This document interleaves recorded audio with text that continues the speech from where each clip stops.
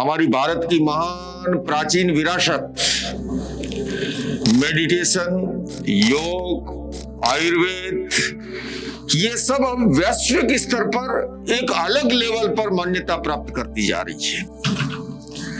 आपने सुना होगा 21 जून को यूनाइटेड नेशंस ने उसे अंतर्राष्ट्रीय योग दिवस के रूप में स्वीकार किया।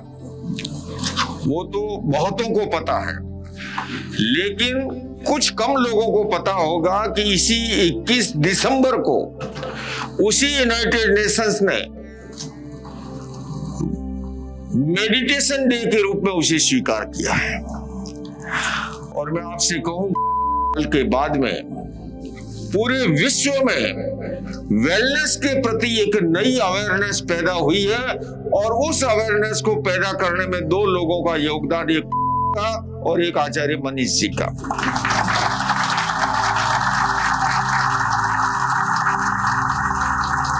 मैं रास्ते में प्रदीप जी को बता रहा था फ्लाइट में, मैंने कहा धूम मचा रखी है, टीवी का कोई चैनल उठा के खोल दो, आचार्य मनीष जी दिखते हैं। आचार्य लोकेश जी दिखे कि नहीं, आचार्य मनीष जी दिखते हैं।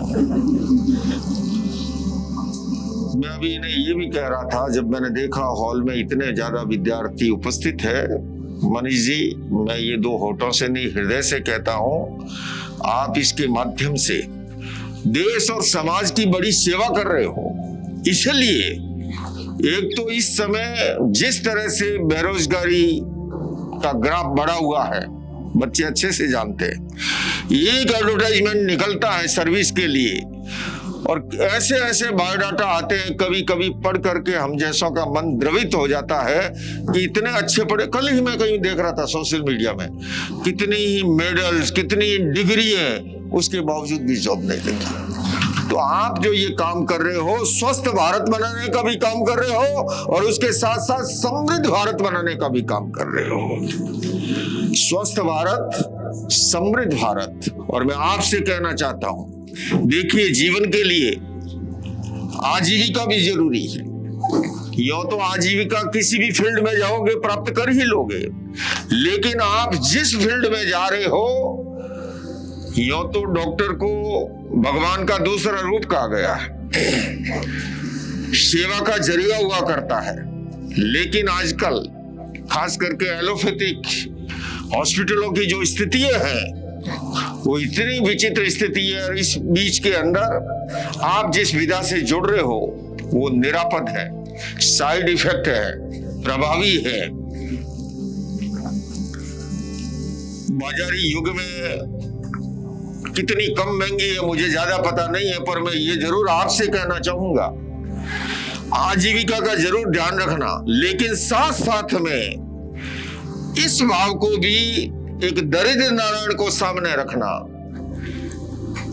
एक उस चेहरे को भी, कि कैसे हम अपनी आजीविका के साथ उसको जीवन में स्वास्थ्य प्रदान करने में सहयोगी बन सकते हैं। वो सेवा भावना भी साथ रखना, और सेवा भावना साथ होगी, निश्चित रूप से आप बुलंदियों को छुओगे, ऊंचाइयों को छुओगे, और देश और समाज के लिए भी बहुत कुछ कर पाओगे। बंधु और बहनों, जो कार्य हम नहीं समझा पाए थे या कम समझा पाए थे, के थपेड़े ने पूरी दुनिया को अच्छे से समझा दिया, और उन्हें अब ये समझ में आ गया कि आयुर्वेद का क्या महत्व है, वेलनेस का क्या महत्व है, योग का क्या महत्व है, प्राणायाम का क्या महत्व है, मेडिटेशन का क्या महत्व है। तो ऐसे के अंदर अब अनंत बाजार, यूं तो हम कहते ही थे कि दुनिया के लिए कोई भी देश बाजार हो सकता है, पर हमारे लिए तो पूरा विश्व ही एक परिवार है। वसुधैव कुटुंबकम की हमारी यहाँ कल्पना की गई, और उसके साथ साथ ये भी कहा, सर्वे भवन्तु सुखिने, सर्वे सन्तु निरामया, सबके सुख की कामना, कल्याण की और स्वास्थ्य की परिकल्पना। और ऐसे के अंदर आप आचार्य मनीष जी के इस मिशन से जुड़े हो, निश्चित रूप से ये आप अपने लिए भी, अपने परिवार के लिए भी, और उसके साथ साथ समाज और राष्ट्र के लिए भी जो है उपयोगी बनने जा रहे हो। पूरे भारत में हमारे 58 से अधिक हॉस्पिटल्स, 60 से अधिक क्लिनिक व डे केयर सेंटर्स हैं। पूरे भारत में 900 से अधिक आयुर्वेदिक, एलोपैथिक, होम्योपैथिक व नेचुरोपैथी डॉक्टर्स हमारे साथ जुड़े हुए हैं।